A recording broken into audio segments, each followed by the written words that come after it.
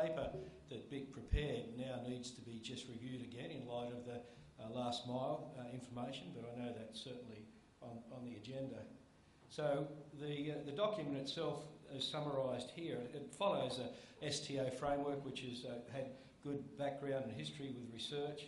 It talks about partnership being needed in the procurement process regardless of how it's done, tendering or negotiation. It gives you a good idea of what the contract settings and terms should be. They've basically got to be fair.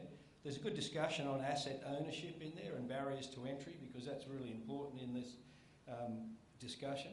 And of course the KPIs and the value for money decisions. The BIC's paper does actually cover looking for value for money from the government as well as the operator, so it's a good natural progression, this discussion. And of course fares and ticketing and marketing, public transport, what is best practice? And I think it does need to be refreshed, and there needs to be certainly incentive for private industry to innovate. So very quickly in New South Wales, before I start, you may know we're celebrating 75 years of existence as an industry body, and I've been involved in looking at the research. And you know what I found? From 1930 to probably 1990, the government spent 60 years trying to stop private industry running bus services. But after 1990, or from the last 10 years, it's been the opposite. They're trying to encourage private industry. So it was fascinating. There was taxes introduced in the 1930s and 50s to prevent private operators from competing with government services. So how things have changed. So in New South Wales, you probably know there's 3 broad contract settings. They're 14 to 21 year cycles. So if you get them wrong, you've got a fair bit of time to wait. Prior to 1990, there was short-term licences. In the country, you had 30-day licences to operate. In the metro, I think you had 12-month licences. We've probably been through 3 generations of reforms now in New South Wales, and we've got a very important one coming up, which I hope will have some influence on.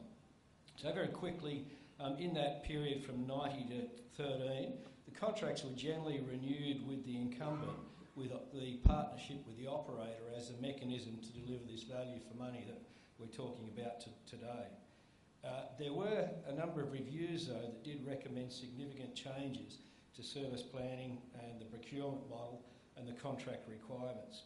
And there was transition needed. If you've invested in good faith over many years on assets, you needed time to adjust. And the 2 major reviews are listed there. You may know them, the Parry and Unsworth, and they really turned things upside down after the 1990 legislation. So we've now got a mix of tendering and renewal based on negotiation, and more recently we've had a new model which is loosely called an offer and acceptance process. And you can see there that when we went to tendering, there was 2 types of decisions made about who was going to be tendered and who wasn't, and you can see that STA were excluded from the tendering process. So we've gone through this mix, and we're in this process now of seeing how it unfolds in the next year or 2. From 1990, which I mentioned 1990 because that was the biggest reforms to the legislative environment we had. Since then, there's been increasing questions about the cost to government and the effectiveness of service and the allocation of risk. And government were mainly looking on the cost side, which was part of the problem we have, not the benefits or the social side. And various governments, both sides, actually revised their procurement guidelines, and they certainly called for increased market testing and competition. And what's been characterised in the last few years is significant independent audits and reports showing the need for stronger performance-based contracts. But I still don't think New South Wales has got it right in assessing what is a performance-based contract. And you can see the New South Wales Audit Office and IPART there. What's been relatively new in the last few years is IPART have said you can't have a fare increase unless you're efficient, because otherwise you're just passing the risk on to the taxpayer. So there's fairly significant amount of work being looked at operators' efficiency because of the independence of IPART and saying we just can't pass on inefficient costs to the passenger. So how was the move to a new model achieved? Well, it was a heavy-handed approach. There was new legislation empowering transport to make changes and move to what they thought was an efficient cost model. There was changes to the bus specs and the funding, and the KPIs had a core set of objectives which were built on customer value propositions, and I think that's where one of the areas we can improve on. And they have with and without abatements, and abatements is a word they use for fines, so they're not really incentive model, it's a penalised model. If you do the wrong thing, you get whacked. And the value for money model is really based on a very strong reporting regime and new governance process with regular meetings with transport. And now they have this allocation of risk model, and RASCI is an acronym for who does what. So the first time in a contract we've seen a fairly detailed schedule of the allocation of risk and responsibility between the government and the operator. So what happened? We saw performance bonds come in for larger operation. New buses, and the term new buses is important under the contract, become available to a successor operator. And there was an option to lease depots to the successor operator. And the allocation and the use of depots wasn't quite the barrier to entry that originally thought. The last round, which I'll touch on shortly, there's been a number of new rural and regional contracts innovations, which include some of the items on the screen there. We've got a simplified indexation process, and Transport are now actively trying to be service delivery partners as opposed to contract compliance officers. And we're seeing that really change of culture starting to get momentum in these recent reforms, which is good. The concept before 1990 or even before 2000 was this non-commercial and commercial model, and that had some real challenges because the commercial model meant you have to survive out of the fare box, and it was fairly obvious if you wanted to provide adequate frequency and coverage, you couldn't just concentrate on the highly patronised services. So that model was quickly under pressure from government to change, and that's why there was such a significant move in the legislation in 2004 for the government to get greater control and achieve financial benefits and value for money, and obviously cater for low patronised routes and do more centralised planning. So in the metro environment in 2005, we went into a second generation of performance contracts. They were largely based on the actual costs, and that was probably a weakness of the time, and there was a margin on those actual costs. So that still didn't resolve this transition to efficient costs.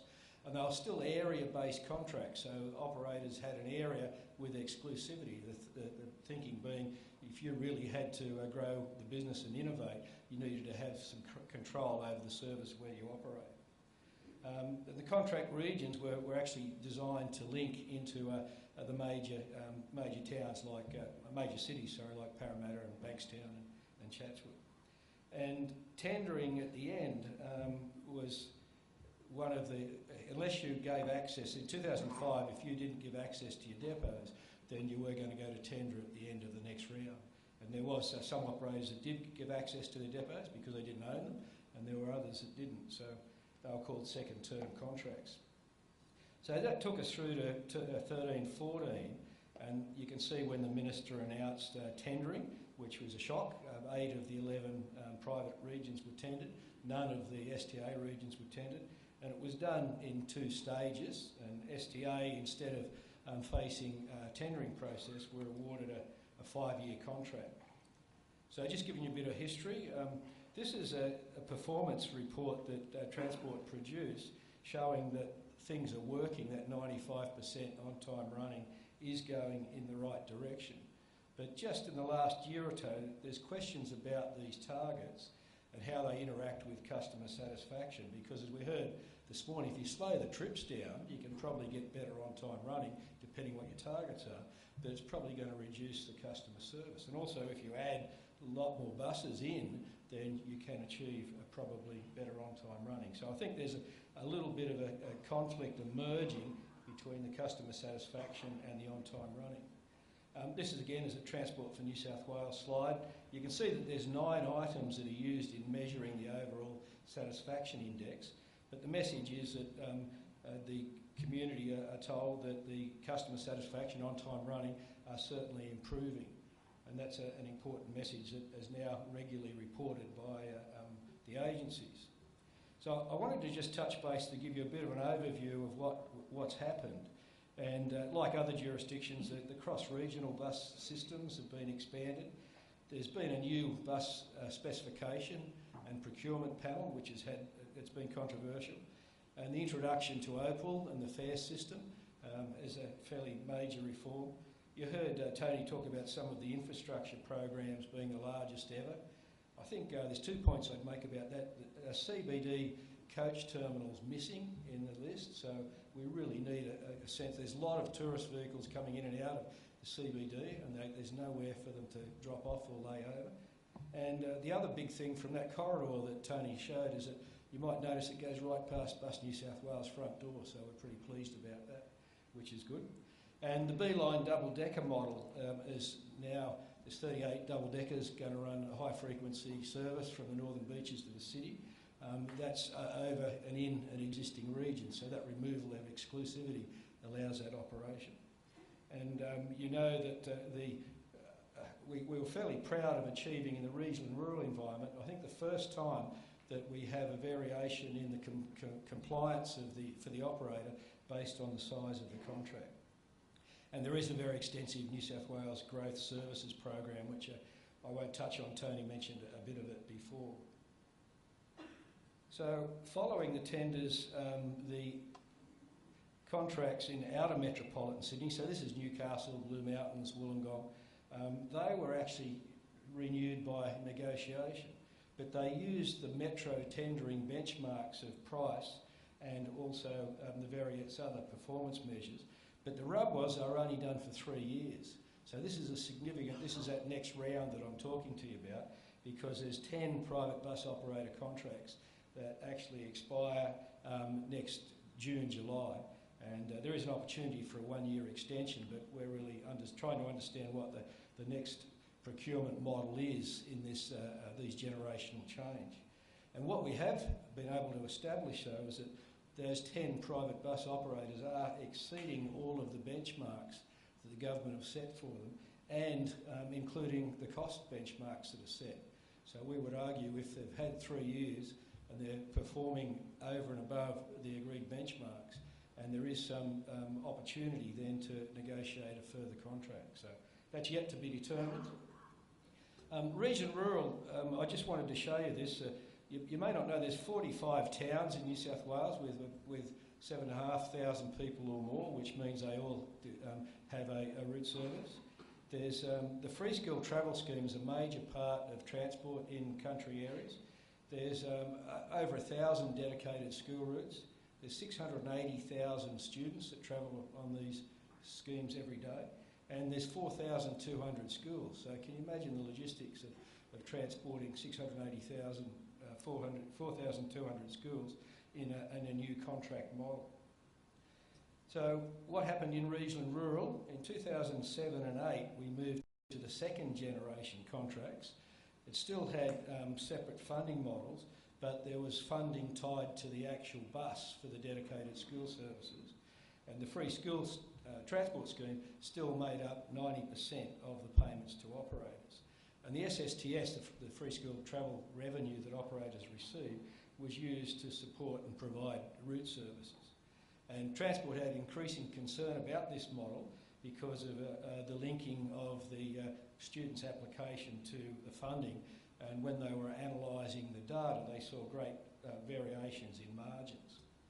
So what happened in only a few months ago, 640 contracts were entered. They're new contracts.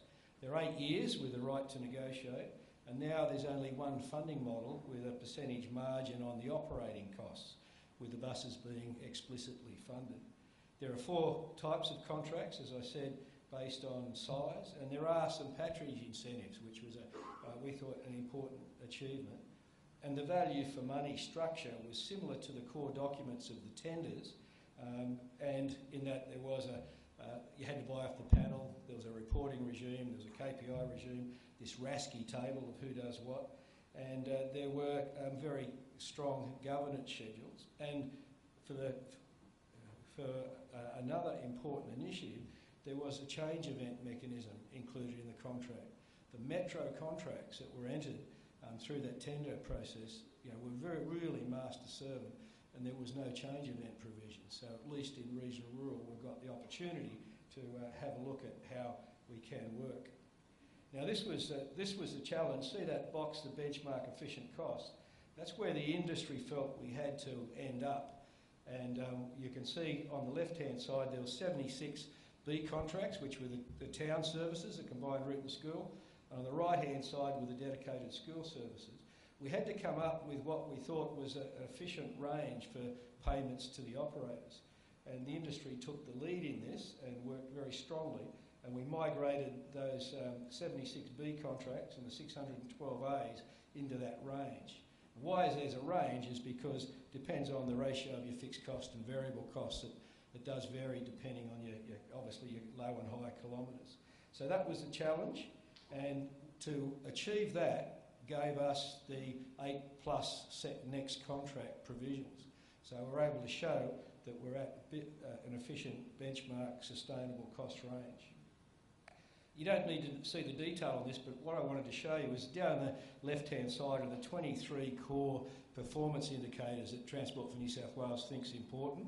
And across the top are the very small, medium and large operations. And you can see there that the yellow and red are the KPIs that have been removed for the very small and small operators.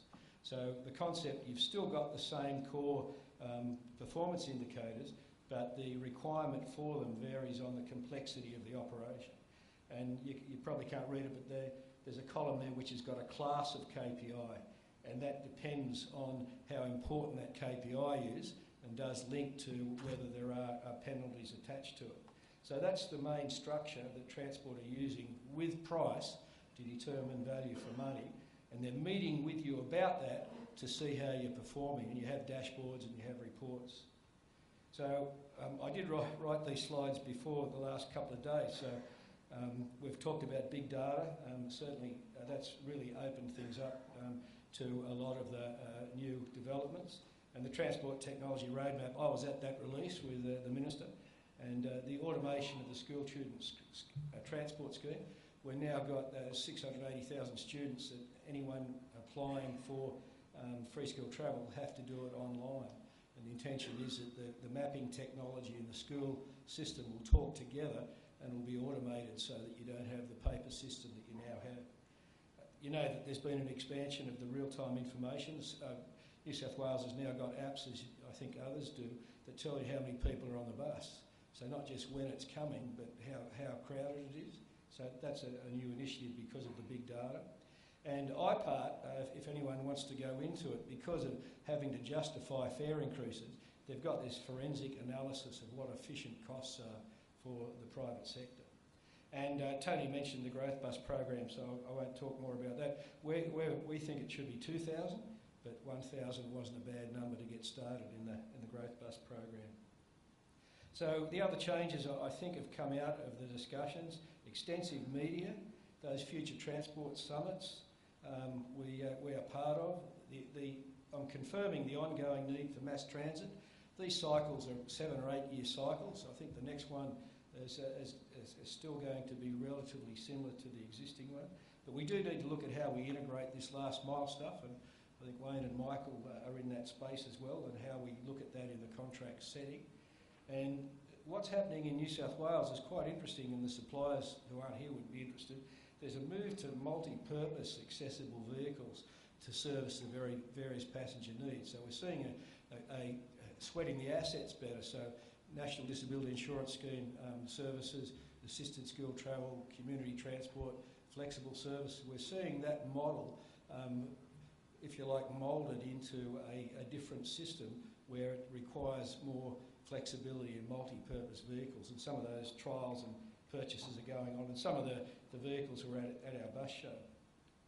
So the government objective is to be service delivery managed, as I said to you. It's got a way to go, but the technology is realising and requiring greater need for public industry engagement, which I hope we've seen the last couple of days. And what is changing is that we had a long-term transport master plan in 2012. It cost millions of dollars and was 300 pages, and we all thought it was great. But it was out of date within 2 years. So instead of doing long-term 10, 15-year plans, we're now on this scenario-based policy settings, which Tony touched about before. And I did like the comment that the Minister made, which Tony repeated, minimum viable bureaucracy. In my lifetime, I think I would say that. So that's a big one. Just a couple of comments to finish off. In New South Wales, the value for money principle was, I think, incorrectly driven by price and control. But the government really thought it couldn't achieve savings by negotiation. And that was a real problem. Why did it think it couldn't achieve what it wanted through negotiations, at least in the metro environment? And the performance results that are being presented to the world show improvement in on-time running and customer satisfaction and those other 23 KPI. But the details of the cost side, the saving, including the transitional costs, have never been disclosed. So you've got a third of the key decision on moving to this market testing, in this case, absent from transparency.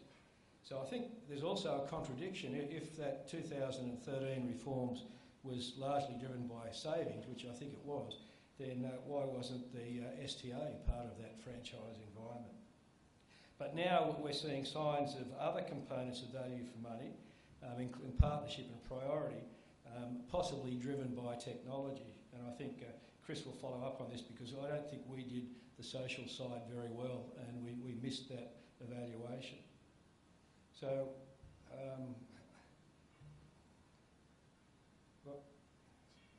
back. So arguably the rigid prescriptive KPI system did not need doesn't allow for the greater innovation and flexibility that we've heard the last couple of days. And the evaluation of the performance effectiveness. The master-servant model which we've had is not the way to go. We've got to change it going forward. So in New South Wales, the procurement and contract model is really not keeping pace with the government objectives, and that's an issue. And although the regional rural contracts, we've seen this move to a partnership approach, we really need a forum to connect the contract framework to the new world and the service planning regime. So hopefully that gives you a sense, and it means that we do need to look at the performance of the networks. I know Transport for New South Wales publish data on the transport cluster of how they perform, but I'm not aware of any evidence of them really being accountable for it and comparing with other jurisdictions. So I think it's a good idea, Vic, to follow this research program up. So that's it for New South Wales. Thank you.